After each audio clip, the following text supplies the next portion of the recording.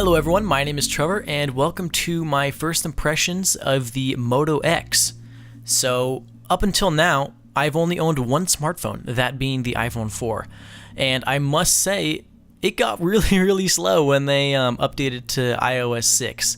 So, after much application crashing and lots of other bad things and slow responsiveness and basically just not even being able to use my phone anymore, I decided it was time to upgrade to Android, more specifically the Moto X. So these are my first impressions. Okay, so right away, the first thing I notice is how light it is. It doesn't feel cheap, but it's definitely lighter and it's definitely not made out of the same materials as the iPhone. That much is obvious and no one was expecting anything different. It's not a huge surprise. The next thing I notice after that is how incredibly fast the Moto X performs. Now this, from what I've gathered, is mostly due to the fact that it has a 720p display, so it doesn't have nearly as many pixels to render as a lot of the flagship phones that are running 1080p displays. So you get a little bit less pixel density, but at the same time, you get a lot more performance, which is great. It just completely blows through any application I throw at it. Or at least any application I found to throw it. I haven't actually tried benchmarking or anything. All I'm doing is just, normal daily use things. So for that, it's incredible. Let's move on to some of the key features that the Moto X has that other phones don't and what I think about them. The AMOLED display and the active notifications.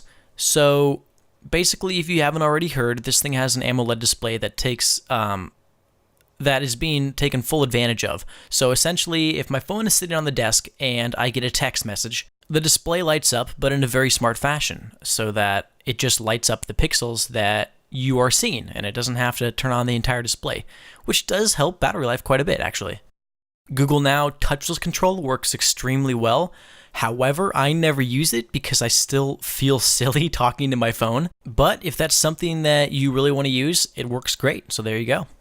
So on to the speakers. They're backfiring and they're only on one side. So while they do have plenty of amplitude, it's very easy to accidentally cover this while you're holding your phone sideways to view a YouTube video or play games or something like that.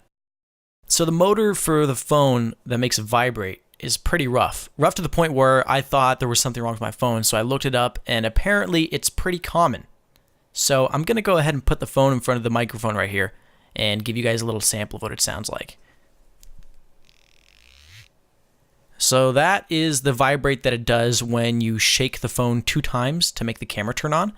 And the first thing that people said was just kind of check the body of the phone and make sure that it looks like it's completely together. And it does. For me, it's completely flush. So I'm guessing that's just how it is.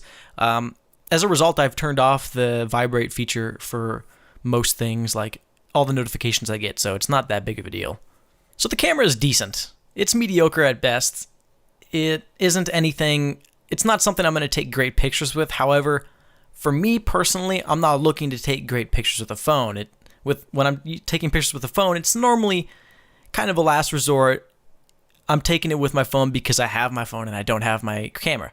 If I want to take great pictures, I get my great camera out. So it does the job. However, you're not going to get anything spectacular. It doesn't seem to have that much dynamic range. Shadows are pretty muted, which is okay for me because I use ViscoCam, and ViscoCam works fine with muted shadows. However, if you're looking for crisp, contrasty pictures, you're probably not going to be able to push it that far. So the display, it's a little bit warm, not that noticeable, it's not a big deal, it still looks fine. Viewing angles are great, and it's pretty crisp. I can't tell that the pixel density is as low as it is compared to other phones. For some reason, it seems to be very crisp, actually, considering it's a 720p display. So kudos to Motorola.